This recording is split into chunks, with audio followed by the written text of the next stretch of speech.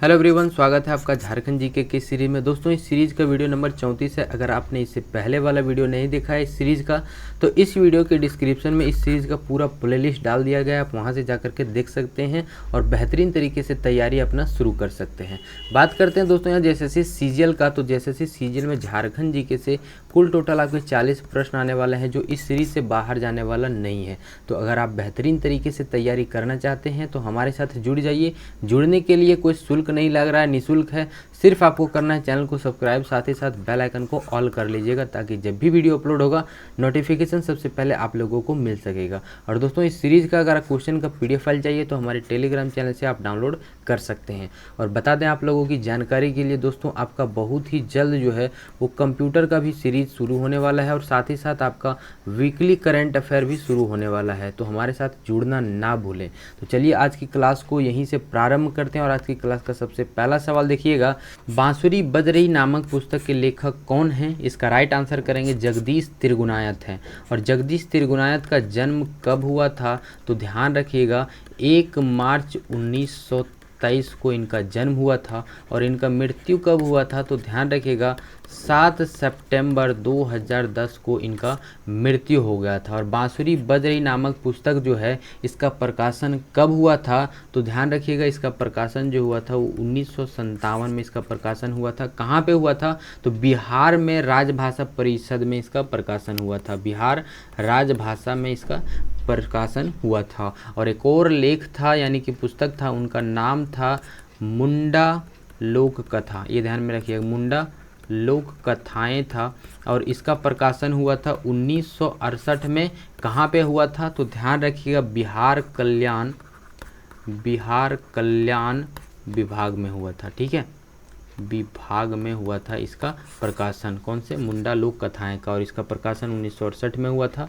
और बांसुरी बज रही नामक पुस्तक के लेखक राइट आंसर करेंगे जगदीश तिरगुनायत। ठीक है, आगे बढ़ते हैं। नेक्स्ट सवाल यहाँ पे देखिएगा क्या कहता है कि तंत्रिका मनोचिकित्सा एवं संबंध विज्ञान संस्था की स्थापना कब हुई थी? इसका राइट आंसर करेंगे 1925 को हुआ था। कब हुआ था? तो 1925 में इसका हुआ था। कहाँ पे हुआ था? तो ध्यान रखिएगा ये रांची जिला में हुआ था। ठीक है, आगे बढ़ते हैं। इससे रिलेटेड पॉइंट यहाँ पे देख लीजिएगा, ये 1925 है। ठीक है, यहाँ पे ध्यान रखिएगा मूल रूप से 1925 में मॉडल हॉस्पिटल मेडिकल स्कूल के रूप में इसे स्थापित किया गया था। उसके बाद 1948 में इसका नाम बदल कर मनोचिकित्सा संस्थान कर दिया गया था। किसके द्वारा किया गया था? तो ध्यान रखिएगा अब्रो लुइस के द्वारा किया गया था। और इसे मनोचिकित्सा का उद्घाटन अध्यक्ष के रूप में नियुक्त किया गया था। ये भी ध्यान में रखिएगा। कब? तो ध्यान में रखिएगा 1948 में। आगे बढ़ते हैं। नेक्स्ट सवाल यहाँ पे देख लीजिएगा क्या है, संथाली भाषा संविधान की 8वीं अनुसूची में किस वर्ष शामिल की गई थी? इसका राइट आंसर करेंगे 2003 को।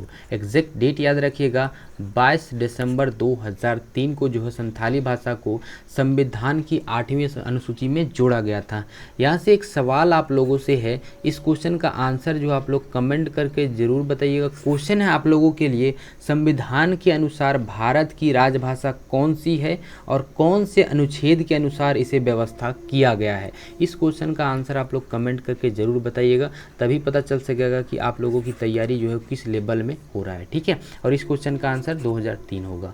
आगे बढ़ते हैं। पॉइंट यहाँ पे देख लीजिएगा, ध्यान रखिएगा सभी पॉइंट। भारतीय संविधान की 8वीं अनुसूची भारत की भाषाओं से संबंधित है। कौन सी? तो ध्यान रखिएगा 8वीं अनुसूची में, जो कि इसमें से 22 भारतीय भाषाओं को शामिल किया गया है। और प्रारंभ में इसमें 8वीं अनुसूची में 14 भाषाओं को संवैधानिक मान्यता दी गई थी। और बाद में इसे सिंधी भाषा को 21वें संविधान संशोधन अधिनियम 1967 में जोड़ा गया था। कौन सा भाषा? ध्यान रखिएगा सिंधी भाषा को। उसके बाद कोंकणी भाषा, मणिपुरी भाषा और नेपाली भाषा को 71वें संविधान संशोधन अधिनियम 1952 में इसे जोड़ा गया था। और हाल ही में 92वां संविधान संशोधन अधिनियम 3 में जो है वो बोडो भाषा, डोंगरी भाषा, मैथिली भाषा और संथाली भाषा को शामिल किया गया है। और भारत संविधान की 8वीं अनुसूची में जो है वो कितनी भाषाएं हैं, तो ध्यान रखिएगा 22। ये भी ध्यान रखिएगा कि 21वें संविधान संशोधन में कौन सी भाषा जोड़ी गई है, तो सिंधी भाषा। ये सभी पॉइंट आप ध्यान में रखिएगा दोस्तों, बहुत ही इंपॉर्टेंट है आपके एग्जाम के दृष्टिकोण से, ठीक है। आगे बढ़िए, नेक्स्ट सवाल यहाँ पे देख लीजिएगा क्या है। धूमकुड़िया किस जनजाति की सामाजिक संस्था है, इसका राइट आंसर करेंगे उरांव। उरांव जो है, धूमकुड़िया जो है जनजाति समाज की संस्था है। और धूमकुड़िया जो है, धूमकुड़िया झारखंड के आदिवासी समुदाय उरांव जनजातियों के शयन कक्ष का नाम है। क्या चीज़, तो ध्यान रखिएगा धूमकुड़िया। और गैर आदिवासियों के लिए इसका मतलब होता है सांप्रदायिक शयन गृह कहा जाता है, ठीक है। और धूमकुड़िया उरांव समुदाय के लिए सांस्कृतिक शिक्षा का केंद्र का प्रतिनिधित्व करता है। क्या चीज़, तो धूमकुड़िया ध्यान में रखिएगा। और उरांव की प्रमुख कौन सी भाषा है, तो कुरुख जो है वो उरांव जनजाति की प्रमुख भाषा है। और उरांव का सबसे महत्वपूर्ण त्यौहार कौन सा है, ध्यान रखिएगा सरहुल जो है वो उरांव जनजाति का प्रमुख त्यौहार माना जाता है। और एक क्वेश्चन पूछा गया था कि हर 12 साल में एक बार उरांव महिलाओं द्वारा मनाए जाने वाला एक अनूठा आदिवासी त्यौहार कौन सा है, तो मुक्का सेंद्रा है। कौन सा है, मुक्का सेंद्रा। इसे जनी शिकार भी कहा जाता है, ठीक है। और ग्राम प्रधान में से एक संघ का प्रमुख यानी कि प्रराजा के रूप में कार्य करने के लिए इस जनजातियों ने चुन रखा है, ठीक है। आगे बढ़ते हैं, नेक्स्ट सवाल यहाँ पे देखिएगा। झारखंड विधानसभा के प्रथम प्रोटेम स्पीकर कौन थे, इसका राइट आंसर करेंगे option B, doctor Visheshwar Khan थे। हम यहाँ अगर बात करें प्रोटेम स्पीकर क्या होता है, तो प्रोटेम स्पीकर जो चुनाव के बाद या फिर पहले सत्र में स्थायी अध्यक्ष या फिर उपाध्यक्ष का चुनाव होने तक संसद या विधानसभा का संचालन करता है, उसे ही जो है प्रोटेम स्पीकर कहा जाता है। या फिर सरल भाषा में इसे कहें तो काम चलाओ या फिर अस्थायी अध्यक्ष होता है, ठीक है। काम चलाओ या फिर अस्थायी अध्यक्ष को ही प्रोटेम स्पीकर कहा जाता है। झारखंड विधानसभा के प्रथम प्रोटेम स्पीकर कौन थे, ध्यान रखिएगा डॉक्टर विशेश्वर खान थे, ठीक है। आगे बढ़िए, नेक्स्ट यहाँ पे पॉइंट हम देख लेते हैं कि 22 नवंबर 2000 को पहली झारखंड विधानसभा का गठन हुआ था और इंदर सिंह नामधारी पहली झारखंड विधानसभा के अध्यक्ष बने थे। कब, तो 22 नवंबर 2000 को, ठीक है। और भारत के पहले प्रोटेम स्पीकर कौन थे, यानी कि काम चलाओ स्पीकर कौन थे, तो ध्यान रखिएगा गणेश वासुदेव मालंकर। कौन थे, गणेश वासुदेव मालंकर। इनका कार्यकाल कब से कब तक था, तो ध्यान रखिएगा 15 मई 1952 से लेकर के 17 फरवरी 1956 तक था इनका कार्यकाल। किसका, तो गणेश वासुदेव मावलंकर का, ठीक है। और राष्ट्रपति लोकसभा के एक सदस्य और अस्थायी अध्यक्ष के रूप में नियुक्त करता है। कौन नियुक्त करता है, तो राष्ट्रपति इसको नियुक्त करता है। किसको, तो प्रोटेम स्पीकर को, ठीक है। और नवनिर्वाचन लोकसभा के सबसे वरिष्ठ सदस्यों में से एक को आमतौर पर अस्थायी अध्यक्ष के रूप में नियुक्त करता है। जब वहाँ पे कोई अध्यक्ष नहीं होता है तो एक प्रोटेम स्पीकर के रूप में यानी कि अस्थायी अध्यक्ष के रूप में वहाँ पे नियुक्त किया जाता है। और ये नियुक्ति कौन करता है, तो ध्यान रखिएगा राष्ट्रपति के द्वारा ये नियुक्ति किया जाता है, ठीक है। आगे बढ़ते हैं, नेक्स्ट यहाँ पे सवाल देखिएगा क्या कहता है कि झारखंड में किस जनजाति को 32वीं में जनजाति के रूप में मान्यता मिली है। इसका राइट आंसर आप लोग करेंगे कोल को। किसको, तो कोल को। ये ध्यान रखिएगा इसे कब मिला है, तो 2003 को मिला है। कब मिला है, तो 2003 में इसे मान्यता मिली है, ठीक है। आगे इससे रिलेटेड पॉइंट हम देख लेते हैं, बहुत ही इंपॉर्टेंट पॉइंट यहाँ से आपका बन जाता है, ठीक है। झारखंड में जनजातियों का मूल रूप से भारतीय मनोविज्ञानी ललिता प्रसाद विद्यार्थी द्वारा इनके सांस्कृतिक प्रकारों का आधार पर वर्गीकृत किया गया था। किसके द्वारा किया गया था, तो ध्यान रखिएगा ललिता प्रसाद विद्यार्थी के द्वारा किया गया था। और उनका वर्गीकरण कुछ इस प्रकार से हैं, जो कि शिकारी संग्रहकर्ता प्रकार जो है वो विरहोर, कोरवा, पहाड़ी खड़िया है।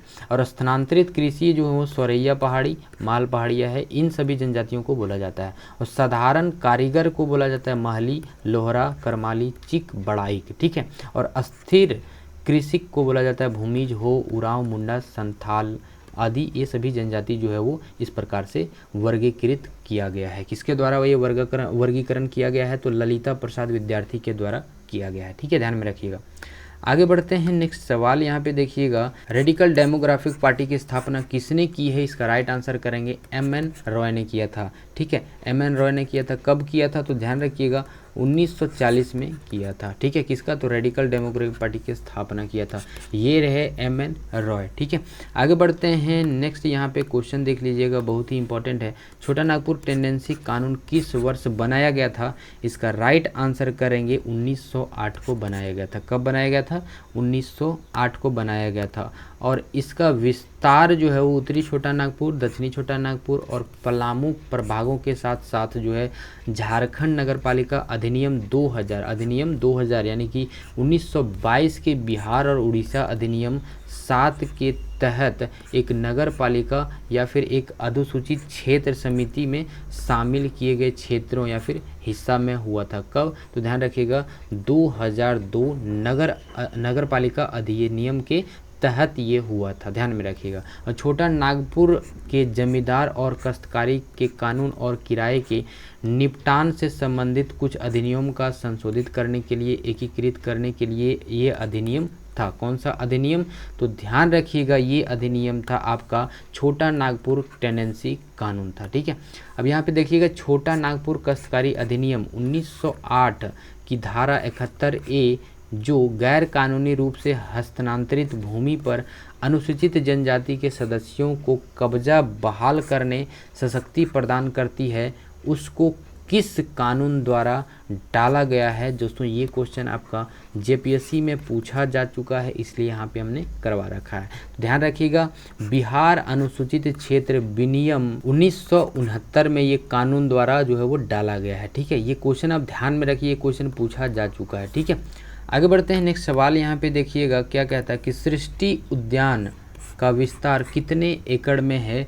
तो इसका राइट आंसर आप लोग करेंगे 80 एकड़ में। कितना एकड़ में है? तो 80 एकड़ इसका करेक्ट आंसर होगा। नेक्स्ट सवाल यहाँ पे देखिएगा बहुत ही इंपॉर्टेंट है, जीवाश्म उद्यान निम्नलिखित में से किस जिले में स्थापित है? इसका राइट आंसर करेंगे साहिबगंज में स्थापित है। कहाँ पे? तो ऑप्शन ए इसका करेक्ट आंसर हो जाएगा।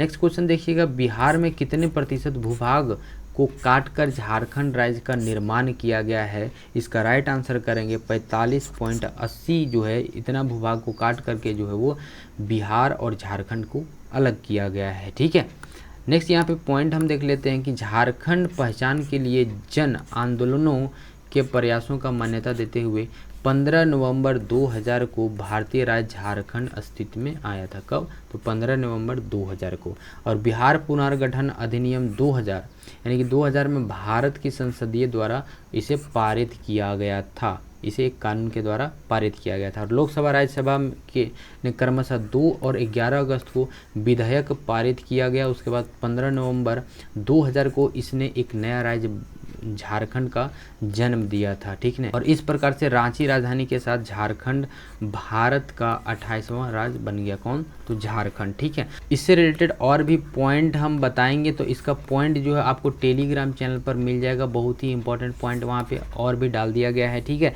यहाँ पे कवर नहीं कर रहे हैं क्योंकि यहाँ पे जो है आपका वीडियो बहुत ही ज़्यादा लंबा हो जाएगा।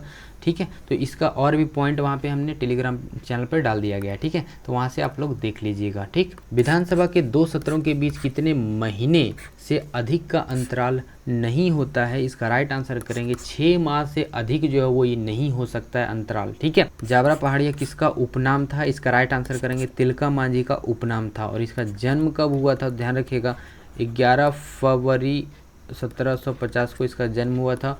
और मृत्यु कब हुआ था? तो ध्यान रखिएगा 13 जनवरी 1785 को इनका मृत्यु हो गया था। इनका जन्म कहाँ पे हुआ था? ध्यान रखिएगा सुल्तानगंज में इनका जन्म हुआ था। ठीक है, आगे बढ़ते हैं नेक्स्ट यहाँ पे क्वेश्चन देख लीजिएगा, बहुत ही इंपॉर्टेंट है। अरहर की खेती झारखंड के किस जिले में सर्वाधिक की जाती है? इसका राइट आंसर करेंगे पलामू जिला में जो वो अरहर की खेती सबसे अधिक होती है झारखंड में। ठीक है, नेक्स्ट यहाँ पे पॉइंट देख लीजिएगा क्या है कि शीर्ष में जो 5 दलहन उत्पादन राज्य हैं जो कि मध्य प्रदेश, महाराष्ट्र, उत्तर प्रदेश, राजस्थान और आंध्र प्रदेश है। दलहन यानी कि दाल का जो उत्पादन सबसे अधिक करता है वो इस प्रकार से है।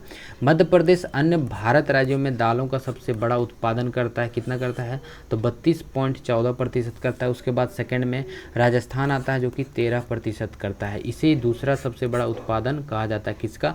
तो दलहन का। ठीक है, दालों का उत्पाद जो करता है। ठीक, और चना और अरहर भारत में उगाई जाने वाले एक प्रमुख दालें मानी जाती है और इसे दाल चना या फिर अरहर के नाम से जाना जाता है। अरहर को ही लाल चना कहा जाता है। क्या कहा जाता है? तो लाल चना। ये भी ध्यान में रखिएगा, ये पॉइंट आप ध्यान में रखिएगा। लाल चना जो है वो अरहर ही को बोला जाता है। दालों के लिए आवश्यक जलवायु परिस्थितियाँ क्या होनी चाहिए? तो इसका तापमान जो है 20 से 27 डिग्री सेल्सियस के बीच में होने चाहिए और वर्षा लगभग 25 से 60 सेंटीमीटर होना चाहिए।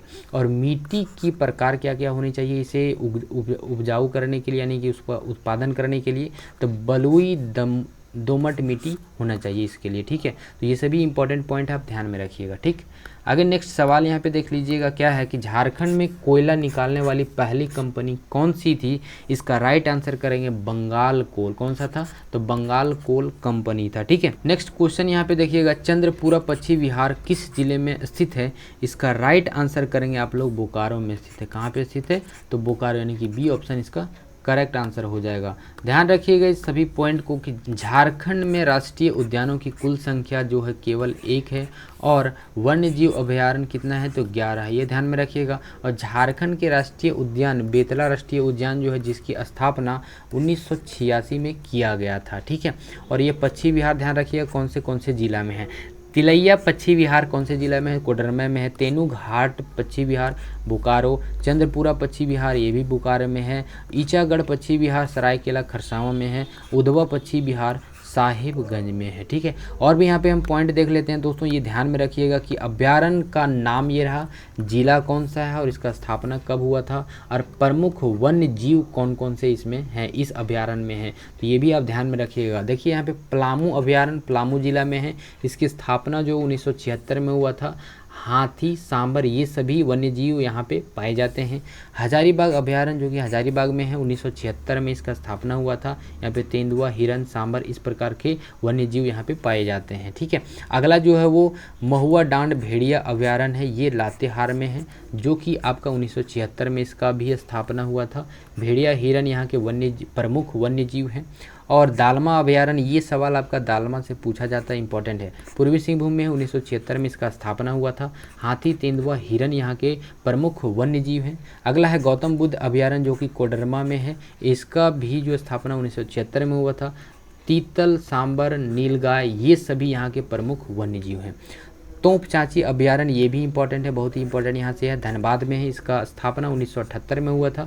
तेंदुआ, हिरन, जंगली भालू ये सभी इसका प्रमुख वन्य जीव हैं। लावा लौंग अभ्यारण्य ये चतरा जिले में है। इसका स्थापना 1978 में हुआ था। बाघ, तेंदुआ, नीलगाय ये और आपका यहाँ पे ध्यान रखिएगा ये सभी जो है प्रमुख वन्यजीव हैं। पारसनाथ अभ्यारण्य गिरिडीह क्षेत्र में है, गिरिडीह जिला में है, जिसका स्थापना 1981 में हुआ था। तेंदुआ, सांबर, हिरन, नीलगाय ये सभी यहाँ के प्रमुख वन्य जीव हैं। ठीक है, कोडरमा अभ्यारण्य ध्यान रखिएगा ये भी कोडरमा में है, 1985 में इसका स्थापना हुआ था। तेंदुआ, सांबर, हिरन ये सभी प्रमुख वन्य जीव यहाँ पे पाए जाते हैं।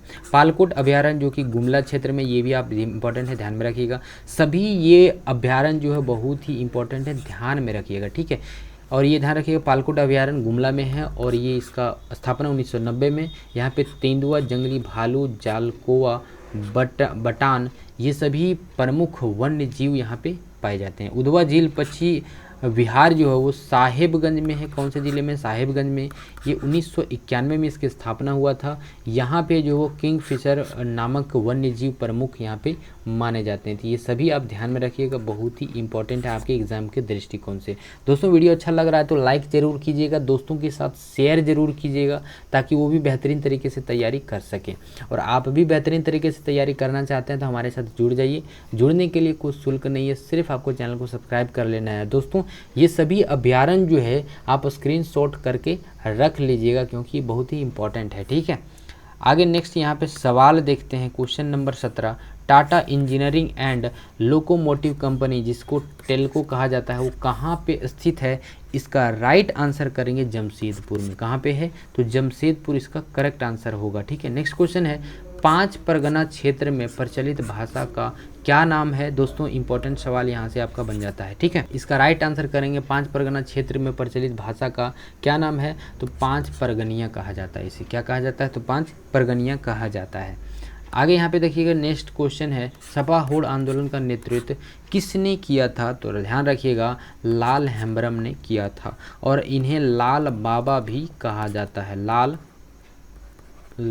बाबा भी कहा जाता है। किन्हें? तो लाल हेम्ब्रम को। ठीक है, और सपा होड़ आंदोलन कब हुआ था? तो ध्यान रखिएगा, ये 1870 में ये आंदोलन हुआ था। ठीक है, आगे बढ़ते हैं। नेक्स्ट क्वेश्चन है, ये क्वेश्चन जो है इस वीडियो का लास्ट है और सीरीज आपका चलता रहेगा, टेंशन लेने का कोई ज़रूरत नहीं है। और साथ ही साथ आपका कंप्यूटर का भी सीरीज जो है बहुत ही जल्द शुरू होने वाला है, और वीकली आपका करंट अफेयर भी शुरू होने वाला है। ठीक है, तो ध्यान रखिएगा, करंट अफेयर आपका सिर्फ संडे को होगा। ठीक है, संडे सुबह 6 बजे, ध्यान में रखिएगा, संडे सुबह 6 बजे हमारे साथ जुड़ना ना भूलें। ठीक है, तो ये क्वेश्चन है, सरहुल पर्व किस दिन मनाया जाता है? इसका राइट आंसर करेंगे चैत्र मास की शुक्ल तृतीया को मनाया जाता है। ठीक है, तो दोस्तों इस वीडियो में इतना ही, मिलते हैं नेक्स्ट वीडियो में। वीडियो कैसा लगा कमेंट करके जरूर बताइएगा, और दोस्तों के साथ शेयर करना ना भूलें, ताकि वो भी बेहतरीन तरीके से तैयारी कर सकें। ठीक है, और जो भी क्वेश्चन आपको होमवर्क के रूप में दिए हैं, वो क्वेश्चन का आंसर आप लोग कमेंट में जरूर बताइएगा। ठीक है।